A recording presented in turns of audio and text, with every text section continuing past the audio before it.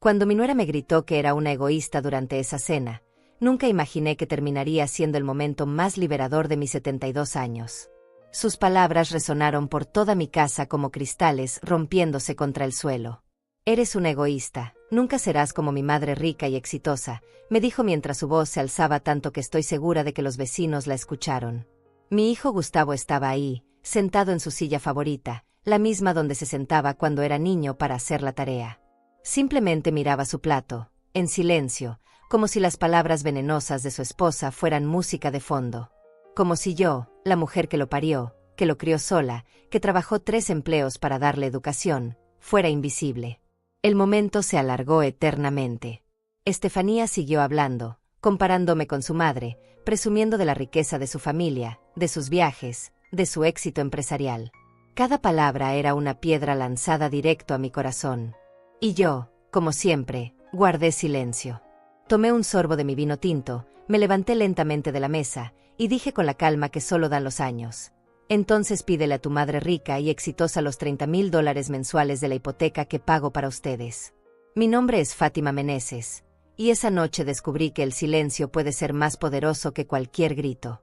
Descubrí que guardar secretos por amor a la familia puede convertirse en la prisión más cruel. Pero también descubrí que la verdad, dicha en el momento exacto, puede cambiar todo en segundos. La sala se llenó de un silencio tan denso que podía cortarse. Mi hijo y mi nuera se pusieron rojos como tomates maduros. Gustavo dejó caer el tenedor, y el sonido del metal contra la cerámica fue lo único que rompió esa quietud mortal. Estefanía me miró con los ojos abiertos como platos, su boca moviéndose sin emitir sonido, como un pez fuera del agua. Era viernes por la noche, y yo había preparado su cena favorita como cada mes. Pollo al horno con papas doradas, exactamente como le gustaba desde pequeño.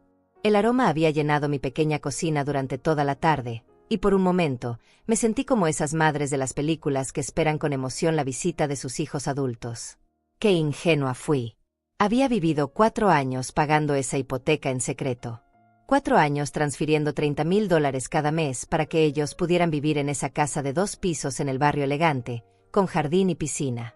4 años escuchando a Estefanía presumir en las reuniones familiares sobre su estilo de vida, sobre cómo su esposo era tan próspero, sobre cómo yo debería aprender de ellos para salir de mi mediocridad. 4 años callándome mientras ella publicaba fotos en redes sociales de su casa perfecta, de sus cenas en restaurantes caros, de sus vacaciones en la playa. 4 años viendo cómo mi hijo asentía cuando su esposa me hacía comentarios despectivos sobre mi ropa sencilla, mi casa pequeña, mi vida sin lujos. Pero esa noche todo cambió. La discusión había comenzado por algo tan absurdo como el postre. Yo había llevado un flan casero, el mismo que Gustavo adoraba de niño. Estefanía lo miró con desprecio y dijo que su madre siempre compraba postres de la mejor pastelería de la ciudad. Que las mujeres exitosas no perdían tiempo haciendo dulces caseros. Ahí comenzó su letanía de comparaciones. Su madre tenía una empresa próspera.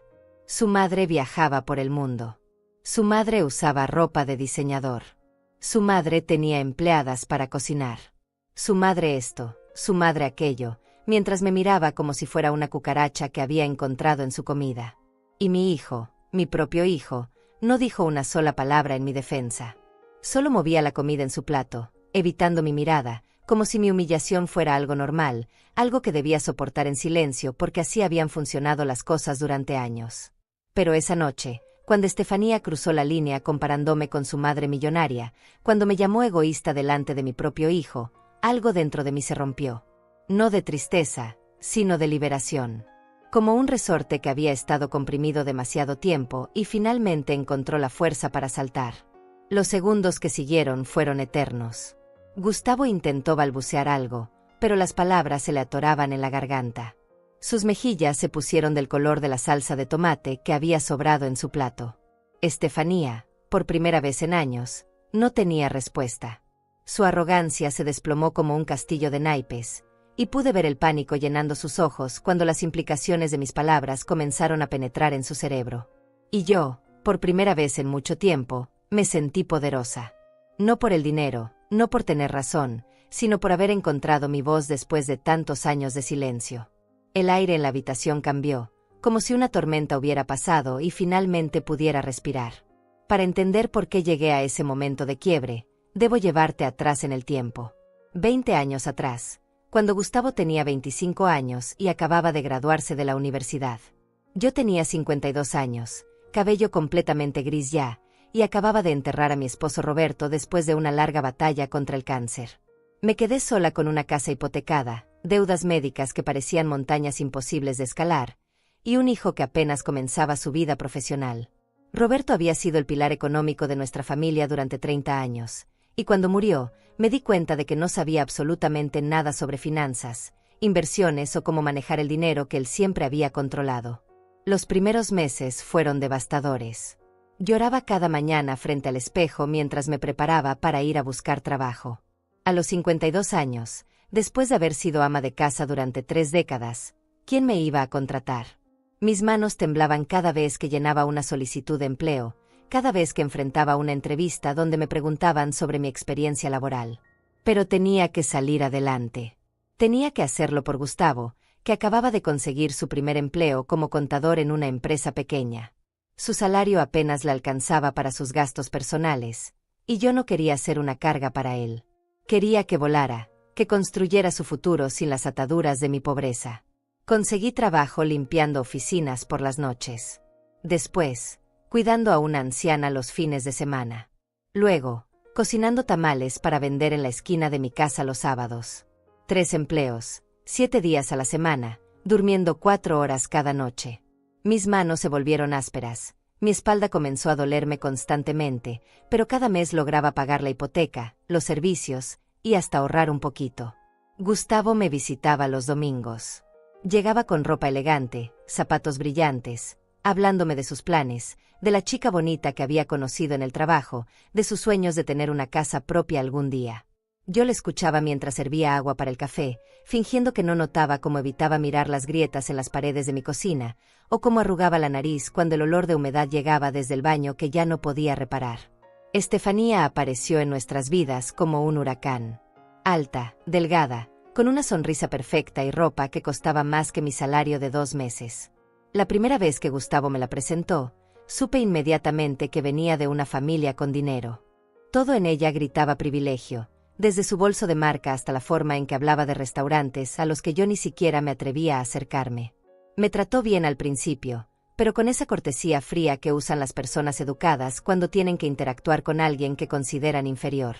Sonreía cuando me hablaba, pero sus ojos recorrían mi sala pequeña, mis muebles viejos, mis cortinas descoloridas, como si estuviera catalogando mi pobreza para contárselo después a sus amigas.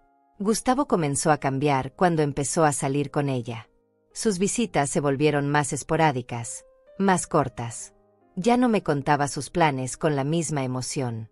En cambio, hablaba de los lugares elegantes donde Estefanía lo llevaba, de la familia próspera de ella, de lo diferente que era todo en ese mundo al que ahora tenía acceso. Un domingo me dijo que se iban a casar.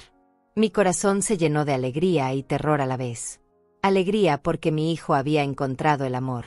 Terror porque sabía que yo no encajaba en los planes de esa mujer elegante que miraba mi casa como si fuera un museo de la pobreza. La boda fue un evento fastuoso que la familia de Estefanía pagó completamente. Yo llegué con mi único vestido bueno, el mismo que había usado para el funeral de Roberto, pero tintado de color verde para que pareciera nuevo. Me senté en la última fila, sintiéndome pequeña entre todos esos invitados elegantes que hablaban de negocios, viajes internacionales e inversiones millonarias. Después de la boda, las visitas de Gustavo prácticamente desaparecieron. Me llamaba por teléfono una vez a la semana, conversaciones cortas donde me contaba sobre su trabajo, pero evitaba hablar de su nueva vida matrimonial. Cuando le preguntaba por Estefanía, sus respuestas eran vagas, como si estuviera leyendo de un guión. Pasaron los meses y yo seguía trabajando día y noche, ahorrando cada centavo. Había pagado completamente la hipoteca de mi casa y tenía un pequeño fondo de emergencia que crecía lentamente. Mi plan era simple: trabajar hasta los 65, vender la casa, y con ese dinero comprar algo más pequeño donde pudiera vivir tranquila el resto de mis días. Pero entonces llegó esa llamada que cambió todo. Era un martes por la mañana. Acababa de regresar de mi turno nocturno limpiando oficinas cuando sonó el teléfono. Era Gustavo, pero su voz sonaba diferente. Nerviosa. Quebrada. «Mamá, necesito hablar contigo», me dijo. Es importante. Llegó esa misma tarde con Estefanía. Ella estaba embarazada, y ellos habían encontrado la casa perfecta para formar su familia. Una casa hermosa en un barrio exclusivo, con jardín amplio y 2 pisos. El problema era que, aunque tenían trabajo estable, no calificaban para el préstamo hipotecario completo que necesitaban. Estefanía habló durante toda la conversación. Explicó con detalle por qué esa casa era perfecta, por qué era una inversión inteligente, por qué sería bueno para el bebé crecer en ese ambiente. Gustavo solo asentía, mirándome con ojos suplicantes que me recordaron a cuando era niño y quería algún juguete que no podíamos permitirnos. Necesitamos que seas nuestra codeudora, mamá, me dijo finalmente. Con tus ingresos y tu historial crediticio, podemos calificar para el préstamo completo. Le pregunté cuánto sería el pago mensual. $30,000, respondió Estefanía como si fuera la cosa más natural del mundo. Pero no te preocupes, nosotros nos haremos cargo de todo. Solo necesitamos tu firma. Esa noche no pude dormir. $30,000 era más de lo que yo ganaba en 2 empleos. Si algo pasaba, si ellos no podían pagar, yo perdería todo lo que había construido trabajando como bestia durante años. Pero era mi hijo. Era la oportunidad de ayudarlo a tener la familia y la vida que siempre había soñado. Al día siguiente les dije que sí. Firmé todos los papeles sin leer las letras pequeñas, confiando ciegamente en que mi hijo cumpliría su promesa. Confiando en que el amor que yo le había dado durante 25 años sería suficiente garantía. ¡Qué ingenua fui! Otra vez. Los primeros 6 meses después de firmar como codeudora, Gustavo cumplió su promesa religiosamente. Cada día 28 del mes, mi cuenta bancaria recibía una transferencia exacta de $30,000. Él me llamaba para confirmar que había llegado el dinero, me preguntaba cómo estaba, y por unos minutos volvía a ser mi niño preocupado por su mamá. Estefanía había dado a luz a una hermosa bebé llamada Samara. Cuando me llevaron a conocerla, sentí que mi corazón se expandía como un globo. Esa pequeñita arrugada y perfecta era mi nieta, mi sangre, la continuación de nuestra familia. Por primera vez en meses, Estefanía fue genuinamente amable conmigo, me dejó cargar a la bebé, incluso me preparó café en su cocina impecable. Su nueva casa era exactamente como la había descrito: 2 pisos, jardín amplio, cocina moderna con electrodomésticos de acero inoxidable que brillaban como espejos. Los pisos de madera relucían, las ventanas eran enormes y dejaban entrar una luz dorada que hacía que todo pareciera salido de una revista. Me sentí orgullosa de haber contribuido a que mi hijo tuviera esa vida. Pero las cosas comenzaron a cambiar sutilmente después del 7º mes. La transferencia llegó 2 días tarde, y cuando llamé a Gustavo para preguntar, me dijo que había tenido problemas con el banco. Nada grave, mamá, me aseguró. Solo un inconveniente técnico. La siguiente transferencia llegó a tiempo, así que no le di importancia. El 9º mes, la transferencia llegó 5 días tarde, y esos 5 días fueron eternos para mí. Cada mañana revisaba mi cuenta bancaria con el corazón acelerado, imaginando qué pasaría si el banco me llamaba preguntando por el pago. Cuando finalmente llegó el dinero, Gustavo me explicó que había tenido algunos gastos extras por el bebé, pero que ya todo estaba bajo control. Comencé a notar otros cambios también. Sus llamadas se volvieron más espaciadas, más cortas. Cuando visitaba a la bebé, Estefanía siempre tenía alguna excusa para que la visita fuera breve. Samara tenía que dormir, tenían una cita médica, habían quedado de verse con unos amigos. Un día, mientras cargaba a mi nieta en su sala elegante, escuché a Estefanía hablando por teléfono en la cocina. Su voz sonaba irritada, casi gruñendo. Decía algo sobre pagos, sobre su madre, sobre dinero que necesitaban para un viaje que querían hacer. No pude escuchar toda la conversación, pero una frase se quedó grabada en mi memoria como hierro caliente: no podemos depender de la vieja para siempre. La vieja. Así me había llamado. La vieja. Esa noche llegué a mi casa pequeña y me senté en mi sofá desgastado, abrazando una taza de té de manzanilla que ya no me sabía dulce. Comencé a repasar mentalmente todos los detalles de los últimos meses. Los pagos tardíos. Las excusas. Las visitas cada vez más cortas. La frialdad creciente de Estefanía. El 10º mes, la transferencia no llegó. Esperé hasta el día 31 antes de llamar a Gustavo. Su teléfono sonó 5 veces antes de que contestara, Y cuando lo hizo, su voz sonaba distante, como si estuviera en otra habitación, en otro mundo. Hijo, no me ha llegado la transferencia, le dije con la voz más calmada que pude encontrar. Ah, sí, mamá. Tuvimos algunos gastos extras este mes. Te lo deposito mañana sin falta. Pero mañana no llegó. Ni pasado mañana. Ni la semana siguiente. Cada día que pasaba, mi ansiedad crecía como una planta venenosa en mi pecho. Yo seguía trabajando mis 3 empleos, durmiendo 4 horas cada noche, ahorrando cada centavo, pero ahora tenía que sacar dinero de mis ahorros para pagar una hipoteca de $30,000 mensuales. Los ahorros que había construido gota a gota durante años comenzaron a evaporarse como agua en el desierto. Después de 2 semanas sin noticias, decidí ir a su casa sin avisar. Era un sábado por la tarde. Toqué el timbre 3 veces antes de que Gustavo abriera la puerta. Se veía sorprendido de verme, casi molesto. Llevaba ropa casual pero costosa, y podía escuchar música de fondo, risas, el sonido de una reunión social. «Mamá, ¿qué haces aquí?», me preguntó, pero no se hizo a un lado para dejarme pasar. «Necesito hablar contigo sobre el pago, hijo. Han pasado 2 semanas». «Ah, sí, claro. Mira, mamá, justo ahora tenemos visita. ¿Qué te parece si hablamos la próxima semana?». Desde donde estaba parada, pude ver a través de la puerta entreabierta. Su sala estaba llena de gente elegante. Había botellas de vino sobre la mesa de centro, bandejas de comida que parecía haber venido de un restaurante caro. Estefanía apareció detrás de él, vestida con un vestido que probablemente costaba más que mi renta de 3 meses. «Hola, Fátima», me dijo con esa sonrisa helada que había perfeccionado. «Justamente estábamos hablando de ti con nuestros amigos. Les contaba lo trabajadora que eres». Sus amigos se rieron en el fondo, y aunque no pude escuchar exactamente qué dijeron, el tono de esas risas me atravesó como vidrio. Eran risas de burla, de superioridad, el sonido que hace la gente cuando se siente superior a alguien más. «Gustavo, necesitamos hablar», insistí. «Mamá, en serio, no es buen momento. Te llamo mañana y arreglamos todo». Y cerró la puerta. Me quedé parada en su elegante porche durante 5 minutos completos, mirando la puerta de madera tallada que me había cerrado en las narices. Podía escuchar la música, las risas, el sonido de mi hijo y su esposa disfrutando una vida de lujos mientras yo me preguntaba cómo iba a pagar la hipoteca de su casa al día siguiente. Esa noche no dormí nada. Me senté en mi cocina pequeña, con mis manos ásperas envueltas alrededor de una taza de café frío, haciendo cuentas en el reverso de un sobreviejo.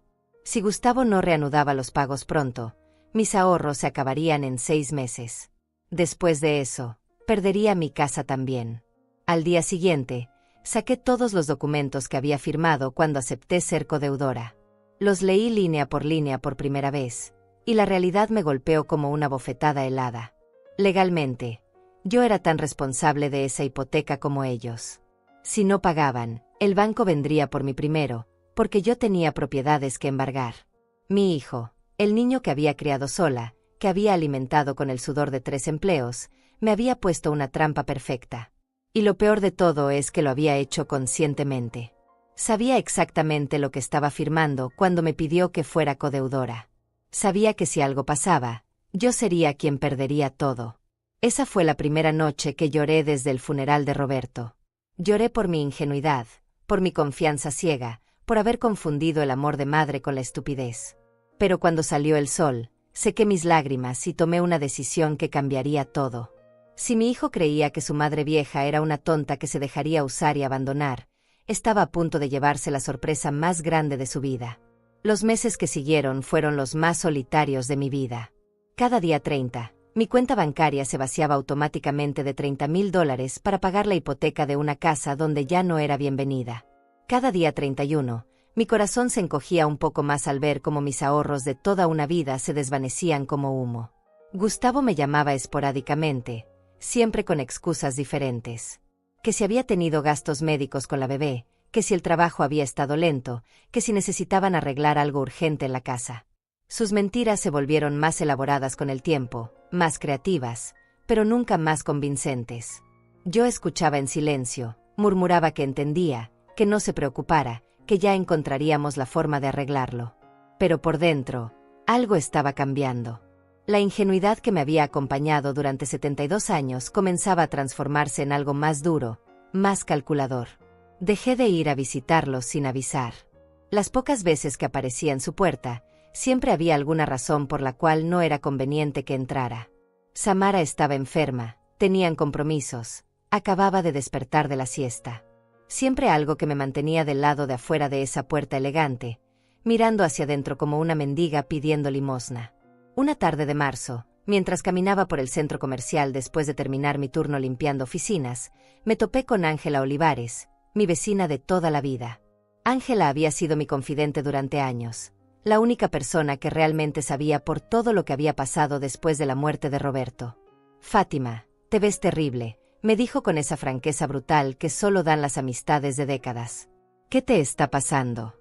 Nos sentamos en la cafetería del centro comercial, yo con mi café barato y ella con su té de hierbas, y por primera vez en meses, dejé que las palabras salieran como agua de una represa rota. Le conté sobre los pagos, sobre las excusas, sobre cómo me había convertido en una extraña en la vida de mi propio hijo. Ángela me escuchó sin interrumpir, asintiendo de vez en cuando, sus ojos llenándose de una rabia que yo no me atrevía a sentir todavía. «Ese muchacho te está usando, Fátima», me dijo cuando terminé. «Y esa mujer lo está manipulando para que te vea como un estorbo en lugar de como su madre. Pero es mi hijo, Ángela. Es lo único que tengo en este mundo. Exactamente por eso te está tratando así. Sabe que no tienes a nadie más, sabe que vas a aguantar cualquier cosa con tal de no perderlo». Sus palabras me dolieron porque eran ciertas. Yo había permitido que mi amor de madre se convirtiera en mi debilidad. Había criado a un hijo que sabía exactamente cómo manipular mis sentimientos para obtener lo que quería. Esa noche, por primera vez en meses, no me quedé despierta preocupándome por el dinero. En cambio, comencé a pensar estratégicamente. Si Gustavo creía que podía usarme indefinidamente, necesitaba entender las consecuencias reales de sus acciones. Comencé a llevar un registro detallado de todo. Cada pago que hacía, cada llamada, cada excusa, cada promesa rota. Escribía todo en un cuaderno viejo que guardaba en mi mesa de noche, fechas, cantidades, conversaciones palabra por palabra. También comencé a prestar atención a sus redes sociales. Estefanía publicaba constantemente fotos de su vida perfecta, cenas en restaurantes caros, ropa nueva, viajes de fin de semana, juguetes costosos para la bebé. Cada publicación era una bofetada en mi cara, una demostración de cómo gastaban dinero que no tenían mientras yo trabajaba como burro para mantener su estilo de vida. Un día vi una foto que me hizo hervir la sangre. Era Estefanía en un spa de lujo, relajándose en lo que parecía ser un tratamiento facial carísimo. El pie de foto decía: «Merecido descanso después de una semana difícil». A veces hay que ser egoísta y pensar en una misma. Egoísta. Esa palabra me persiguió durante días. Yo, que había sacrificado mi juventud, mi comodidad, mis ahorros, mis sueños por mi hijo, era la egoísta según su esposa. Yo, que trabajaba 3 empleos para pagar su hipoteca mientras ellos se daban lujos, era la que pensaba demasiado en mí misma. Fue entonces cuando comencé a entender realmente lo que estaba pasando. Estefanía no solo despreciaba mi pobreza, sino que además me había convertido en la villana de su historia perfecta. Yo era el obstáculo que impedía que ellos fueran completamente independientes, la carga que tenían que soportar, la vieja amargada que no entendía que los tiempos habían cambiado. Una noche, después de pagar la hipoteca del mes número 14 consecutivo, me senté en mi sala pequeña y me di cuenta de algo terrible. Ya no reconocía al hombre en el que se había convertido mi hijo. El niño dulce que me abrazaba cuando tenía pesadillas, que me traía flores del jardín del vecino, que me decía que cuando fuera grande me iba a comprar una casa en la playa, había desaparecido. En su lugar había un extraño que me veía como un medio para mantener un estilo de vida que no podía costear. Un hombre que había aprendido a mentirme con la misma facilidad con que respiraba, que había decidido que mi amor incondicional era algo que podía explotar sin consecuencias. Pero yo también estaba cambiando. Cada día que pasaba trabajando para pagar su casa mientras él fingía que no podía hacerlo, cada publicación de Estefanía presumiendo lujos comprados con mi sudor, cada excusa elaborada de Gustavo, me endurecían un poco más. Dejé de llorar por las noches. Dejé de disculpar sus comportamientos. Dejé de inventar razones para justificar lo injustificable. En cambio, comencé a planear. Porque si algo había aprendido en 72 años de vida, era que la gente solo respeta lo que les cuesta perder. Y Gustavo estaba a punto de descubrir exactamente cuánto le iba a costar seguir tratando a su madre como una tonta. El mes 18 llegó con una llamada diferente. Esta vez no era Gustavo con excusas, sino Estefanía directamente. «Fátima, necesitamos hablar», me dijo con ese tono condescendiente que había perfeccionado. «Gustavo está muy estresado con toda esta situación de los pagos. Creo que sería mejor para todos si encontráramos una solución más permanente». «¿Qué tipo de solución?», le pregunté, aunque ya sabía hacia dónde iba la conversación. «Bueno, tal vez podrías transferir la propiedad completamente a nuestro nombre. Así ya no tendrías que preocuparte por los pagos, y nosotros podríamos manejar todo directamente con el banco. Quería que les regalara una casa de $500,000. Así de simple. Después de meses de usarme como su banco personal, ahora querían que firmara todos mis derechos para que pudieran quedarse con todo sin ninguna obligación hacia mí». Le dije que lo pensaría y colgué el teléfono. Esa noche escribí en mi cuaderno por última vez: día 547 desde que firmé como codeudora. Día 547 desde que dejé de ser una madre para convertirme en un cajero automático. Pero también día 1 desde que decidí que esto se iba a acabar. La propuesta de Estefanía de transferirles la casa completamente me mantuvo despierta durante 3 noches consecutivas. No por estar considerándola, sino porque finalmente había entendido la magnitud de su plan. Ellos nunca habían tenido intención de pagar la hipoteca. Desde el primer día, su objetivo había sido conseguir que yo financiara su casa de ensueño hasta que pudieran quitármela legalmente. Pero 2 podían jugar ese juego, y yo tenía algo que ellos habían subestimado: 72 años de experiencia viendo cómo funcionaba realmente el mundo. El lunes siguiente tomé el día libre de mis 3 trabajos por primera vez en 2 años. Me vestí con mi mejor ropa, que admito no era gran cosa, pero estaba limpia y planchada, y salí a hacer algo que nunca había hecho en mi vida: investigar a mi propia familia.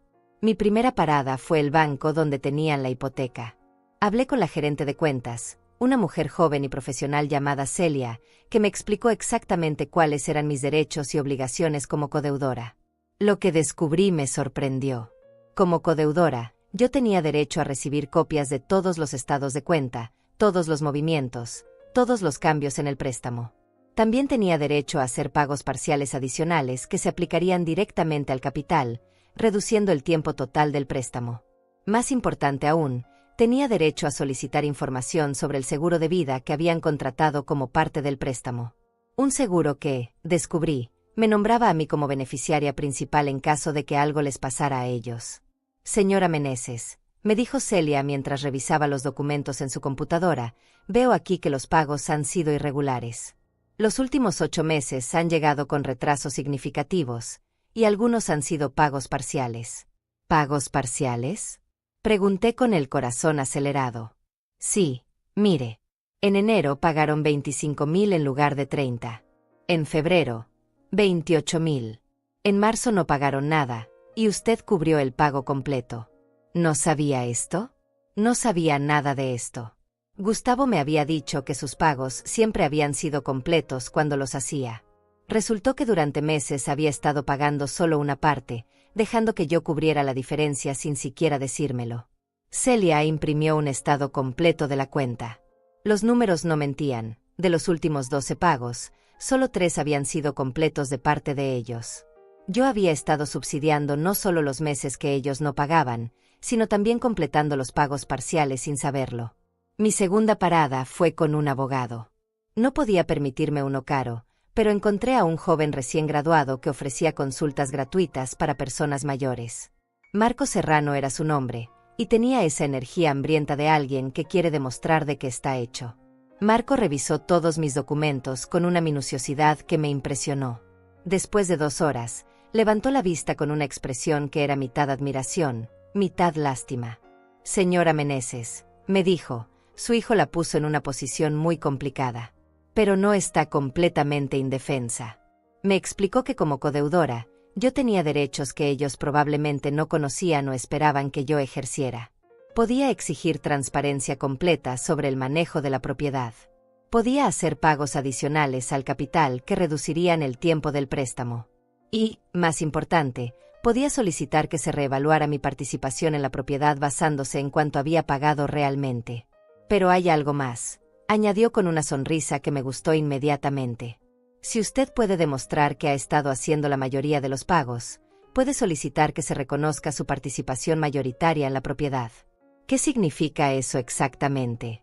Significa que si usted ha pagado más del 50% de la hipoteca, legalmente podría argumentar que la casa es más suya que de ellos. Esa tarde regresé a casa con una carpeta llena de documentos, números, y por primera vez en meses, esperanza. No la esperanza ciega de una madre que cree que su hijo va a cambiar mágicamente, sino la esperanza calculada de una mujer que finalmente entendía que tenía opciones. Pasé la siguiente semana revisando cada documento, cada estado de cuenta, cada transferencia. Creé una tabla detallada de todos los pagos, quién los había hecho, cuándo y por cuánto. Los números eran devastadores para ellos. En 18 meses de hipoteca, ellos habían pagado efectivamente solo 6 meses completos. Yo había cubierto el equivalente a 12 meses completos, más todos los pagos parciales que habían dejado incompletos. Pero mi investigación no se detuvo ahí. Comencé a seguir más de cerca sus actividades en redes sociales, no por masoquismo, sino por estrategia. Cada foto de Estefanía en restaurantes caros era evidencia de que tenían dinero para lujos, pero no para obligaciones. Cada publicación de Gustavo presumiendo algún gadget nuevo era prueba de sus prioridades. Una publicación en particular me llamó la atención. Estefanía había posteado fotos de unas vacaciones familiares en Cancún. Las fotos mostraban un resort de lujo, comidas elaboradas, la bebé jugando en una piscina infinita. El costo de esas vacaciones fácilmente habría cubierto 3 meses de hipoteca. Pero lo que realmente me molestó fue el pie de foto, merecido descanso familiar. A veces hay que ser egoísta y priorizar la felicidad propia. La vida es muy corta para vivir preocupándose por opiniones ajenas. Ahí estaba esa palabra otra vez. Egoísta. En la mente de Estefanía, ellos eran egoístas de la forma correcta, priorizando su felicidad. Yo era egoísta de la forma incorrecta, preocupándome por cosas tan mundanas como quien pagaba las cuentas. Esa noche llamé a Marco y le pregunté algo que había estado rondando mi mente durante días. Marco, si yo quisiera forzar la venta de la propiedad para recuperar mi inversión, ¿qué tendría que hacer? Bueno, sería complicado y tomaría tiempo, pero no imposible. Tendría que demostrar que ellos han incumplido con su parte del acuerdo, que usted ha asumido una carga financiera desproporcionada y que no tiene otra forma de recuperar su inversión. ¿Y cuánto tiempo tomaría? Dependiendo de si ellos cooperan o no, entre 6 meses y 2 años. 2 años. 2 años más alimentando ese hoyo negro que se tragaba mis ahorros. 2 años más siendo tratada como un cajero automático por mi propio hijo. No, decidí esa noche. No iba a esperar 2 años para que la justicia siguiera su curso lento e incierto. Iba a encontrar otra forma. Fue entonces cuando recordé algo que Ángela me había dicho semanas atrás. Ese muchacho te está usando porque sabe que no tienes a nadie más, sabe que vas a aguantar cualquier cosa con tal de no perderlo. ¿Pero qué pasaría si ellos descubrieran que sí podía perderlo? ¿Qué pasaría si entendieran que su cajero automático podía cerrarse permanentemente? Comencé a formar un plan que era tan simple como efectivo. No iba a gritar, no iba a hacer escenas dramáticas, no iba a rogarles que me trataran mejor. En lugar de eso, iba a hacer algo que ellos nunca esperarían de la vieja sumisa que creían conocer. Les iba a dar exactamente lo que habían estado pidiendo, mi ausencia completa de sus vidas. Pero en mis términos, no en los de ellos. El viernes siguiente, hice mi último pago de hipoteca como había estado haciéndolo durante 18 meses. $30,000 que salieron de mi cuenta como siempre, pero esta vez acompañados de una nota que dejé en el banco para que se la entregaran junto con el comprobante de pago. La nota decía simplemente, este es mi último pago voluntario. A partir del próximo mes, si ustedes no cubren la hipoteca completa, comenzaré los procedimientos legales para proteger mi inversión. Firmado, la vieja egoísta. Era hora de que mi hijo y su esposa descubrieran que había una diferencia enorme entre ser egoísta por capricho y ser egoísta por supervivencia. La nota que dejé en el banco fue como soltar una bomba en un lago tranquilo. No tuve que esperar mucho para ver las ondas expansivas. Gustavo me llamó esa misma tarde, su voz temblorosa de una mezcla de pánico y rabia que no había escuchado desde que era adolescente. Mamá, ¿Qué significa esa nota? ¿Qué es eso de procedimientos legales? Significa exactamente lo que dice, hijo. Si el próximo mes no recibo los $30,000 completos de parte de ustedes, voy a tomar medidas para proteger mi dinero. Pero mamá, tú sabes que hemos tenido dificultades. Gustavo, interrumpí con una calma que me sorprendió a mí misma, he pagado 18 meses de tu hipoteca. 18. Esos son $540,000 de mis ahorros. 18 meses viendo cómo tu esposa publica fotos de vacaciones, restaurantes y spas, mientras yo trabajo 3 empleos para mantener su estilo de vida. Hubo un silencio largo del otro lado de la línea. Podía escuchar a Estefanía hablando en el fondo, su voz aguda y alterada, aunque no podía distinguir las palabras. Mira, mamá, podemos arreglar esto. Dame un par de semanas más y... No. Gustavo. Se acabaron las semanas más. Se acabaron las excusas. $30,000 el próximo mes.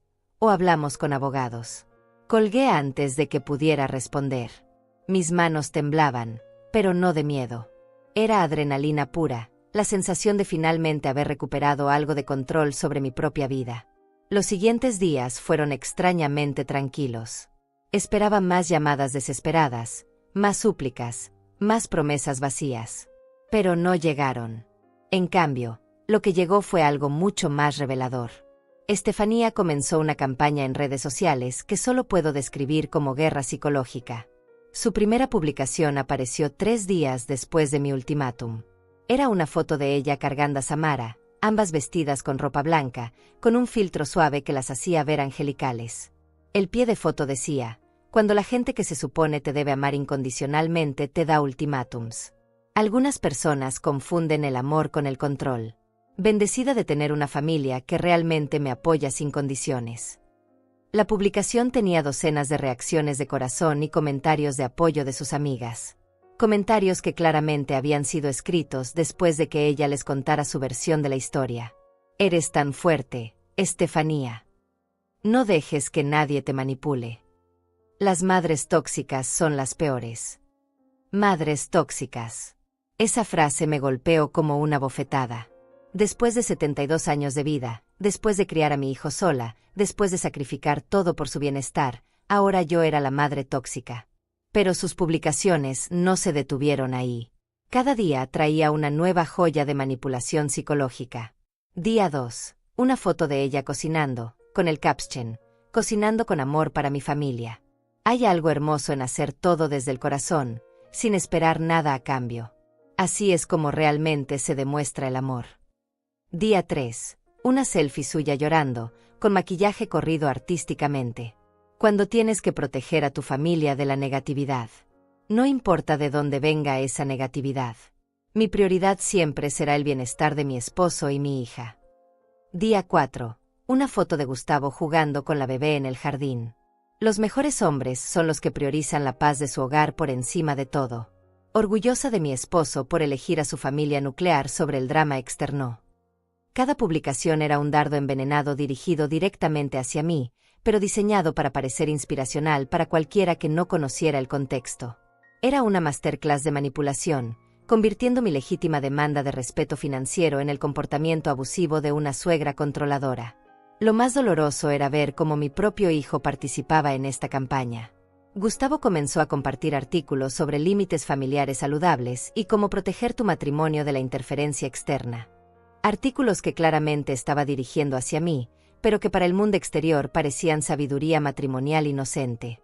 Una noche, mientras miraba estas publicaciones desde mi sala pequeña, con una taza de té frío en mis manos, me di cuenta de algo terrible. Ellos no solo me estaban robando dinero, me estaban robando mi narrativa. En su versión de la historia, yo era la villana, la mujer egoísta y controladora que no podía aceptar que su hijo había formado su propia familia. Pero también me di cuenta de algo más. Ellos estaban asustados.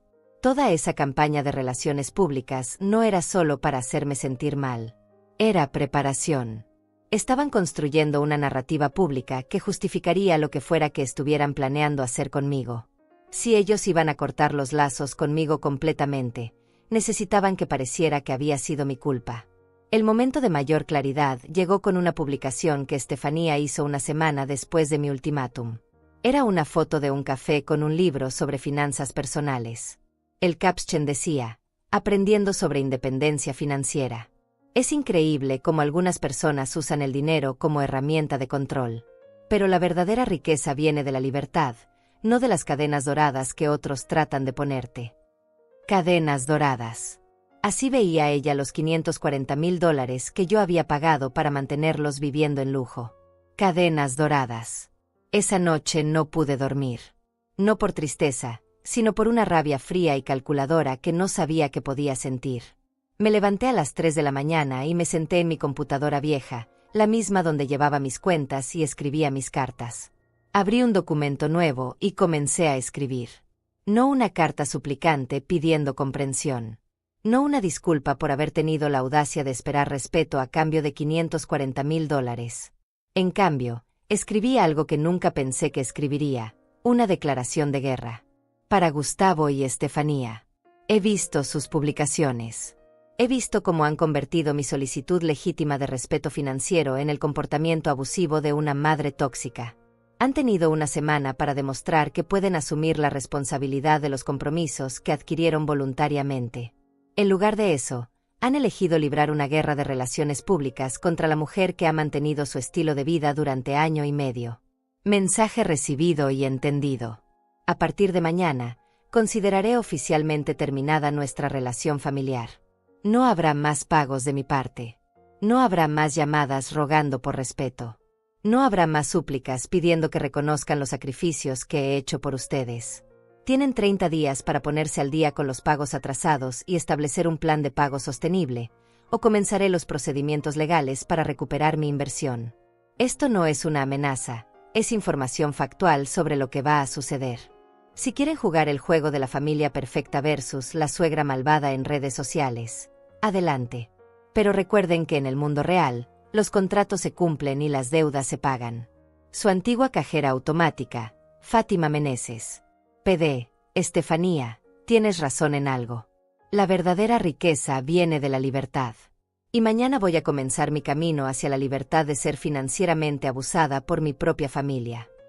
Imprimí la carta, la puse en un sobre, y me acosté por primera vez en meses sintiéndome completamente en paz. Al día siguiente, en lugar de enviársela, decidí hacer algo mejor. La guardé en mi cartera, junto con todos los estados de cuenta bancarios, todas las pruebas de los pagos que había hecho, y todos los screenshots de sus publicaciones burlonas. Porque había aprendido algo importante viendo su campaña de relaciones públicas. Cuando llegara el momento de la verdad, cuando tuviera que elegir entre seguir siendo la víctima silenciosa o convertirme en la mujer que demandaba respeto, quería estar preparada con hechos, no con emociones. Y ese momento estaba llegando más rápido de lo que cualquiera de nosotros imaginaba. El momento llegó exactamente como lo había predicho, pero de una forma que jamás habría imaginado. Gustavo me llamó un martes por la tarde, 3 semanas después de mi ultimátum.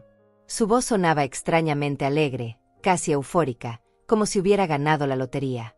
«Mamá, tenemos buenas noticias», me dijo. «Hemos decidido hacer una cena familiar este viernes. Queremos arreglar las cosas contigo. Estefanía se siente mal por cómo han estado las cosas últimamente». La trampa era tan obvia que casi me río. Después de semanas de guerra psicológica en redes sociales, después de pintarme como la suegra tóxica y controladora, ahora querían arreglar las cosas exactamente 3 días antes de que venciera mi plazo de 30 días. «Claro, hijo», le dije con la voz más dulce que pude encontrar. «Me encantaría cenar con ustedes». «Perfecto. El viernes a las 7. Y mamá, trae tu apetito. Estefanía va a cocinar algo especial». Colgué el teléfono sabiendo exactamente lo que iba a pasar. Ellos habían preparado una emboscada, probablemente con testigos, donde me harían quedar como la loca de la familia para justificar por qué cortaban relaciones conmigo definitivamente. Era la movida perfecta. Me invitaban a su territorio, me ponían en una situación incómoda, y cuando yo reaccionara emocionalmente a sus provocaciones, tendrían toda la justificación que necesitaban para alejarme para siempre. El problema para ellos era que ya no era la misma mujer que había estado pagando su hipoteca en silencio durante año y medio. Ya no era la madre desesperada que aceptaría cualquier migaja de atención de su hijo. Me había convertido en algo que ellos no esperaban, una mujer que había aprendido a jugar su mismo juego, pero mejor. Pasé los siguientes 3 días preparándome como un general preparándose para la batalla. Organicé todos mis documentos, estados de cuenta bancarios, comprobantes de transferencias, la declaración del banco mostrando exactamente cuánto había pagado, los screenshots de todas las publicaciones de Estefanía presumiendo lujos mientras yo cubría sus gastos. También preparé algo más, copias de todo. Porque sabía que después de esa cena, probablemente nunca más volvería a pisar esa casa, y quería estar segura de que ellos entendieran exactamente lo que estaban perdiendo. El viernes llegué puntual a las 7. Gustavo me abrió la puerta con una sonrisa que parecía pintada con brocha. La casa se veía impecable, como siempre, cada superficie brillando, cada cojín perfectamente acomodado. El aroma que salía de la cocina olía caro, probablemente algún platillo elaborado que Estefanía había aprendido de YouTube para impresionar. «Mamá, qué bueno verte», me dijo abrazándome con esa efusividad forzada que usan las personas cuando están actuando para una audiencia invisible. Estefanía apareció desde la cocina, vestida como si fuera a una sesión de fotos. Su sonrisa era aún más falsa que la de Gustavo, pero había algo diferente en sus ojos. Una chispa de malicia que me decía que definitivamente estaba caminando directo hacia una trampa. «Fátima, te ves bien», me dijo con esa voz melosa que reservaba para cuando quería algo. «Esperamos que tengas hambre. Preparé tu plato favorito». Mi plato favorito. Ella no tenía la menor idea de cuál era mi plato favorito. Pero asentí y sonreí, jugando mi papel en esta farsa familiar. La cena comenzó civilizadamente. Hablamos del clima, del trabajo de Gustavo, de lo grande que estaba creciendo Samara. Conversación superficial, segura, mientras todos fingíamos que no había un elefante del tamaño de $540,000 sentado en la mesa con nosotros. Pero yo sabía que era solo la calma antes de la tormenta. Podía sentir la tensión creciendo, como la presión atmosférica antes de un huracán. Estefanía seguía llenando mi copa de vino, sonriendo esa sonrisa de tiburón, esperando el momento perfecto para atacar. El momento llegó durante el postre. «Fátima», comenzó Estefanía mientras cortaba lo que parecía ser un cheesecake comprado en la pastelería más cara de la ciudad. «Gustavo y yo hemos estado hablando sobre la situación de los últimos meses». «Ah, sí», dije, tomando un sorbo de mi vino y manteniéndome perfectamente calmada. «Sí, y francamente, estamos preocupados por ti». «¿Preocupados por mí? ¿Por qué?» Gustavo se removió incómodo en su silla, pero Estefanía siguió adelante como un tren de carga. «Bueno, toda esta obsesión con el dinero, estos ultimátums, esta necesidad de controlar nuestra vida financiera. No es saludable, Fátima». Ahí estaba. El primer golpe. Según Estefanía, esperar que pagaran su propia hipoteca era una obsesión no saludable. «Entiendo», dije manteniendo mi voz perfectamente nivelada. «¿Y cuál crees que sería la solución saludable?» Los ojos de Estefanía brillaron con triunfo anticipado. Había interpretado mi calma como sumisión, mi tranquilidad como derrota. «Creo que todos necesitamos espacio. Creo que sería mejor si te enfocaras en tu propia vida en lugar de estar tan involucrada en la nuestra. Involucrada en su vida». Así llamaba ella al hecho de que yo pagara $30,000 mensuales para mantener su estilo de vida. Gustavo finalmente encontró su voz, aunque sonaba como un adolescente repitiendo líneas ensayadas. «Mamá, tú trabajas tanto, tienes tan poco tiempo para ti misma. Tal vez sería bueno si te desconectaras un poco de nuestros problemas». Sus problemas. La hipoteca que yo pagaba religiosamente cada mes era su problema del cual yo necesitaba desconectarme. Pero Estefanía no había terminado. Había guardado su artillería pesada para el final. «Además, Fátima, y no quiero sonar cruel, pero creo que toda esta situación surge de tu propia insatisfacción con tu vida. Mira a mi madre, por ejemplo. Ella es exitosa, independiente, próspera. Nunca necesita depender de nosotros para nada. En cambio, tú, bueno, tú siempre has sido más limitada en tus logros». Ahí estaba. La bomba nuclear. Según Estefanía, mis limitados logros me convertían en una madre necesitada que usaba el dinero para controlar a su hijo, mientras que su madre rica y exitosa era el modelo de maternidad independiente. La habitación se quedó en silencio. Gustavo miraba su plato como si contuviera los secretos del universo. Estefanía me miraba con esa sonrisa de superioridad, esperando verme colapsar, esperando que comenzara a llorar o a suplicar o a defenderme desesperadamente. En lugar de eso, tomé otro sorbo de mi vino, me levanté calmadamente de mi silla, y dije las palabras que habían estado esperando salir de mi boca durante 18 meses. Tienes razón, Estefanía. Tu madre es rica y exitosa, y yo soy solo una mujer limitada en sus logros. Entonces, ¿por qué no le pides a tu madre rica y exitosa los $30,000 mensuales de la hipoteca que pago para ustedes? El silencio que siguió fue tan denso que podía cortarse con un cuchillo. Gustavo se puso del color de un tomate maduro. Estefanía abrió la boca, pero no salió ningún sonido, como un pez fuera del agua. Porque verán, continué con la misma tranquilidad con la que habría comentado el clima, he estado pagando su hipoteca durante 18 meses. $540,000 de mis ahorros. $540,000 ganados limpiando oficinas, cuidando ancianos y vendiendo tamales, mientras ustedes publican fotos de sus vacaciones en Cancún y sus cenas en restaurantes de $500 por plato. Saqué mi teléfono y comencé a mostrarles screenshots de sus propias publicaciones. Esta foto de ti en el spa, Estefanía, fue tomada el mismo día que yo trabajé un doble turno para cubrir el pago que ustedes no hicieron en marzo. Esta otra, de ustedes en ese restaurante elegante, fue la noche antes de que Gustavo me llamara diciendo que no podían pagar porque habían tenido gastos médicos inesperados. Gustavo intentó balbucear algo, pero yo continué. Así que sí, Estefanía, soy una mujer de logros limitados. Pero mis logros limitados han mantenido su estilo de vida ilimitado durante año y medio. Y ahora que he decidido que es suficiente, resulta que soy la tóxica, la controladora, la que necesita desconectarse. Me dirigí hacia la puerta, pero antes de irme, me volví una última vez. A partir de mañana, pueden pedirle a la madre rica y exitosa de Estefanía que les pague la hipoteca. O pueden pagarla ustedes mismos. O pueden perder la casa. Pero lo que no van a hacer es seguir usando a la vieja egoísta de Fátima como su cajero automático personal. Y salí de esa casa por última vez, dejando atrás 18 meses de humillaciones, $540,000 en pagos no reconocidos, y la versión de mí misma que había permitido que eso sucediera. Los días que siguieron a esa cena fueron como los primeros días después de que muere alguien querido. Un silencio extraño, casi sobrenatural, donde esperas que suene el teléfono pero al mismo tiempo rezas para que no suene nunca. No supe nada de Gustavo durante 5 días completos. 5 días donde no hubo llamadas desesperadas, no hubo súplicas, no hubo promesas de que las cosas iban a cambiar. Solo silencio.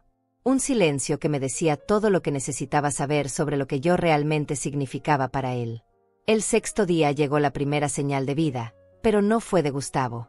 Fue de Estefanía, y llegó en forma de una publicación en redes sociales que me hizo entender completamente el tipo de personas con las que había estado lidiando.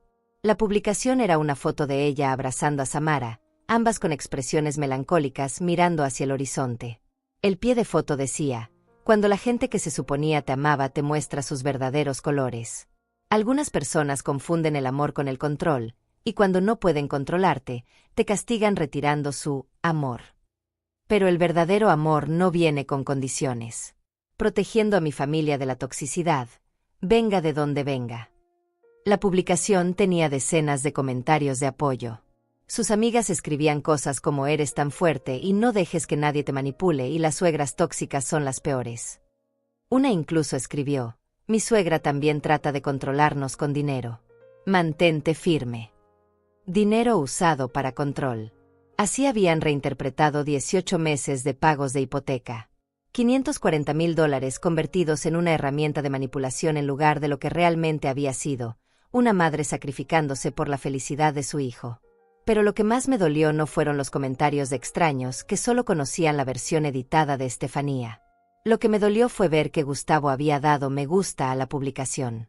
Mi propio hijo había validado públicamente la narrativa de que yo era una madre tóxica que usaba el dinero para controlar. El 7º día recibí una llamada, pero no era la que esperaba. Era de Celia, la gerente del banco. Señora Meneses, necesitamos hablar. El pago de este mes no se ha efectuado, y según nuestros registros, usted es la codeudora principal. Ya sé, le dije. Y por primera vez en 18 meses, no voy a cubrirlo. Hubo una pausa larga del otro lado de la línea. Entiendo su situación, señora, pero legalmente usted es tan responsable de este préstamo como los propietarios principales. Si no se efectúa el pago en los próximos 10 días, comenzaremos los procedimientos de cobranza. Haga lo que tenga que hacer, Celia, pero no va a recibir ni un centavo más de mi parte. Esa fue la llamada más liberadora que había hecho en años. El día 8 llegó la desesperación. Gustavo me llamó a las 6 de la mañana, su voz quebrada y suplicante. Mamá, el banco nos está presionando. Dicen que van a ejecutar la hipoteca si no pagamos en una semana. Así. Le dije con una tranquilidad que me sorprendió a mí misma. Necesitamos que nos ayudes una última vez. Solo este mes, mientras encontramos una solución permanente. Una última vez. La misma frase que había usado 18 veces anteriores. No, Gustavo. Pero mamá, vamos a perder la casa. ¿Y? ¿Cómo que y? Es nuestra casa. Es donde vive tu nieta. Gustavo, durante 18 meses ustedes han vivido en una casa que yo pagaba, presumiendo un estilo de vida que no podían mantener, mientras me trataban como un cajero automático. Tu esposa me ha llamado tóxica, controladora y limitada en mis logros. Tú has validado cada una de sus humillaciones con tu silencio. ¿Por qué exactamente debería importarme si pierden algo que nunca pudieron pagar? Hubo un silencio largo, y luego escuché algo que no había escuchado desde que Gustavo era niño. Lo escuché llorar. Mamá, por favor. Sé que cometimos errores, pero... No, Gustavo. No cometieron errores. Errores son accidentes, son cosas que pasan sin intención. Ustedes planearon esto. Me usaron conscientemente durante año y medio, y cuando finalmente dije basta, me convirtieron en la villana de su historia. Pero es mi hijo, Fátima, se quebró. Soy tu hijo. Sí, eres mi hijo. Pero ser mi hijo no te da derecho a robarme $540,000 y después humillarme públicamente cuando pido respeto a cambio. Colgué antes de que pudiera responder, y por primera vez en 18 meses, no me sentí culpable por hacerlo. Los días siguientes fueron una montaña rusa de intentos desesperados de manipulación. Gustavo me envió mensajes de texto largos explicando lo difícil que había sido para él estar atrapado entre su esposa y su madre. Estefanía me mandó un audio llorando, disculpándose por cualquier malentendido y prometiendo que las cosas serían diferentes si yo los ayudaba una vez más. Incluso intentaron usar a Samara. Me enviaron un video de la bebé balbuceando lo que sonaba como abuela con un mensaje que decía, ella te extraña. Cada intento de manipulación me confirmaba que había tomado la decisión correcta. Estas personas no entendían el concepto de responsabilidad personal. En su mente, yo era responsable de sus decisiones financieras, de sus compromisos, de sus consecuencias. Ellos eran víctimas de mis expectativas irracionales de ser tratada con respeto. 2 semanas después de mi ultimátum, recibí una llamada que cambió todo. Era Marco, mi abogado joven y ambicioso. Señora Meneses, tengo noticias interesantes. Su hijo y su nuera acaban de contactar a un abogado para explorar sus opciones legales contra usted. ¿Contra mí? ¿Por qué? Aparentemente quieren demandarla por retiro malicioso de apoyo financiero y daño emocional intencional. Me reí tan fuerte que Marco tuvo que alejarse el teléfono de su oreja. Déjeme entender esto. ¿Ellos quieren demandarme porque dejé de pagar voluntariamente una deuda que no era mía en primer lugar? Exactamente. Pero aquí está la parte interesante. Para presentar esa demanda, tendrían que admitir legalmente que usted ha estado pagando su hipoteca. Tendrían que documentar oficialmente cada transferencia, cada pago, cada mes que usted lo subsidió. ¿Y eso sería bueno para nosotros? Señora Meneses, sería fantástico para nosotros. Porque una vez que esté documentado oficialmente que usted pagó la mayoría de esa hipoteca, podemos presentar nuestra propia demanda para reconocer su participación mayoritaria en la propiedad. En otras palabras, si ellos me demandaban por dejar de darles dinero gratis, inadvertidamente me darían las herramientas legales para quitarles la casa completamente. La ironía era tan perfecta que casi parecía poética. Esa noche me senté en mi cocina pequeña, con una taza de té de manzanilla y una sonrisa que no podía borrar de mi cara. Por primera vez en 18 meses, el futuro no me daba miedo. Ya no era la madre desesperada rogando por migajas de respeto de su hijo. Me había convertido en algo que ellos nunca esperaron, una mujer que había aprendido que a veces el amor más grande que puedes mostrar es dejar que las personas enfrenten las consecuencias de sus propias decisiones. Y si Gustavo y Estefanía querían jugar el juego legal, descubrirían que la vieja egoísta que tanto despreciaban había aprendido algunas jugadas nuevas. 6 meses después de esa última cena familiar, estoy sentada en la cocina de mi nueva casa. Es pequeña, sencilla, pero completamente mía. El jardín trasero apenas tiene espacio para una mesa y algunas macetas, pero cada mañana riego mis plantas de albahaca y menta mientras el sol me calienta la cara, y me siento más rica que nunca. La demanda de Gustavo y Estefanía nunca se materializó. Resultó que cuando su abogado les explicó lo que tendrían que admitir legalmente para demandarme por retirar apoyo financiero maliciosamente, se dieron cuenta de que era como entregarnos las llaves de su casa en bandeja de plata. En cambio, lo que pasó fue exactamente lo que Marco había predicho. Al no poder mantener los pagos de la hipoteca, el banco inició los procedimientos de ejecución. Como codeudora que había cubierto la mayoría de los pagos, tuve derecho legal a participar en el proceso y reclamar mi parte proporcional de cualquier equity que quedara en la propiedad. La casa se vendió por $580,000. Después de pagar lo que quedaba del préstamo y las penalizaciones, quedaron aproximadamente $200,000. Como yo había documentado meticulosamente que había pagado más del 70% de la hipoteca total, recibí $140,000 de esa venta. No era todo lo que había invertido, pero era suficiente para comprar mi casita nueva y tener un pequeño fondo para mis años dorados. Gustavo y Estefanía recibieron $60,000, que según escuché, usaron para el depósito de un apartamento pequeño del otro lado de la ciudad. Estefanía tuvo que conseguir trabajo por primera vez en su vida adulta. Sus publicaciones en redes sociales cambiaron de fotos de lujo a frases motivacionales sobre empezar de nuevo y la verdadera riqueza está en la familia. La verdadera riqueza está en la familia. ¡Qué irónico! Mi hijo intentó contactarme 3 veces después de que perdieron la casa. La primera vez fue un mensaje de texto largo explicando lo difícil que estaba siendo todo para ellos, cómo Samara necesitaba estabilidad, cómo él esperaba que pudiéramos sanar como familia. La segunda vez fue una llamada donde me preguntó si podíamos encontrar la forma de arreglar esto. Le dije que no había nada que arreglar, que él había tomado sus decisiones como adulto, y ahora estaba viviendo las consecuencias de esas decisiones. Que yo había aprendido a no confundir el amor incondicional con la tolerancia al abuso. La tercera vez fue hace 2 meses. Era el cumpleaños de Samara, y Gustavo me llamó para preguntarme si quería ir a la fiesta. Su voz sonaba diferente, más madura, menos arrogante. Me contó que había estado yendo a terapia, que había comenzado a entender cómo sus decisiones habían afectado a todos, especialmente a mí. Le dije que me alegraba escuchar que estaba creciendo como persona, pero que no estaba interesada en reconectar. Que había encontrado paz en mi vida nueva, y que no estaba dispuesta a arriesgar esa paz por nostalgia o culpa familiar. ¿Nunca vas a perdonarme, mamá?, me preguntó con voz quebrada. Gustavo, le dije, yo ya te perdoné. Pero perdonar no significa olvidar. No significa regresar a una situación donde tu amor viene con condiciones y mi valor se mide por cuánto dinero puedo darte.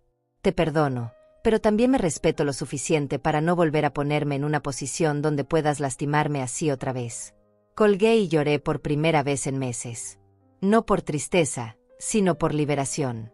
Por haber encontrado finalmente las palabras para explicar algo que había estado sintiendo pero no sabía cómo verbalizar. Hoy es martes, y como todos los martes, Ángela viene a tomarte conmigo. Nos sentamos en mi jardín pequeño, hablamos de nuestros nietos, de nuestras plantas, de los programas de televisión que vemos.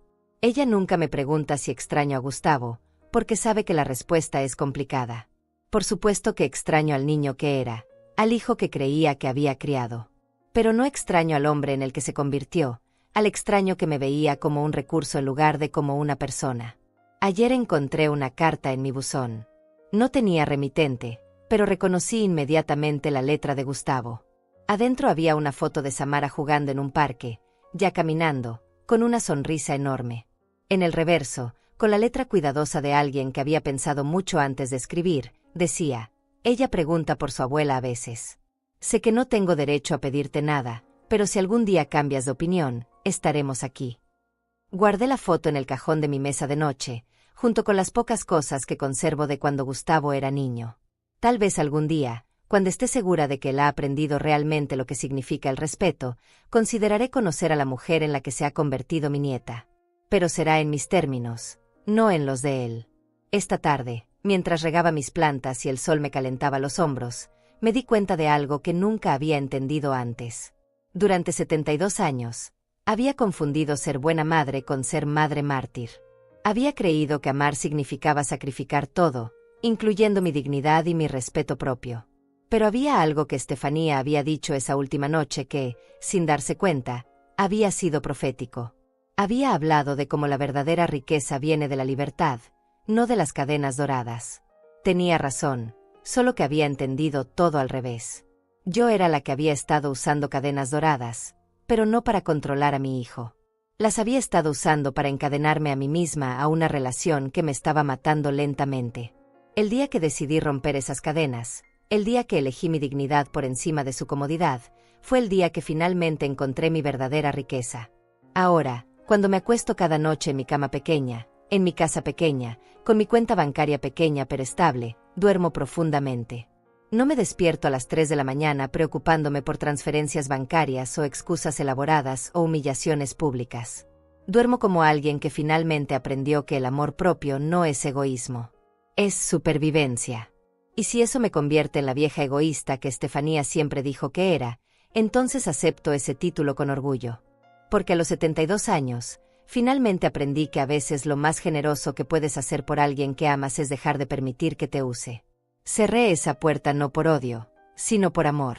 Amor hacia mí misma, hacia la mujer que había trabajado toda su vida para darle a su hijo las oportunidades que ella nunca tuvo. Esa mujer merecía respeto, y si su propio hijo no se lo podía dar, entonces ella tendría que dárselo a sí misma. Y resulta que ese fue el regalo más grande que me pude haber dado, la libertad de ser suficiente, exactamente como soy, sin tener que comprar el amor de nadie con mi sacrificio. Esta es mi victoria. No haberme convertido igual a ellos. No haber gritado, no haber suplicado, no haber perdido mi dignidad. Simplemente haber dicho la verdad en el momento exacto, y haber tenido el valor de irme cuando esa verdad no fue suficiente para cambiar nada. Al final, no necesité venganza. Solo necesité respeto. Y cuando no lo encontré en ellos, finalmente tuve la sabiduría de encontrarlo en mí misma.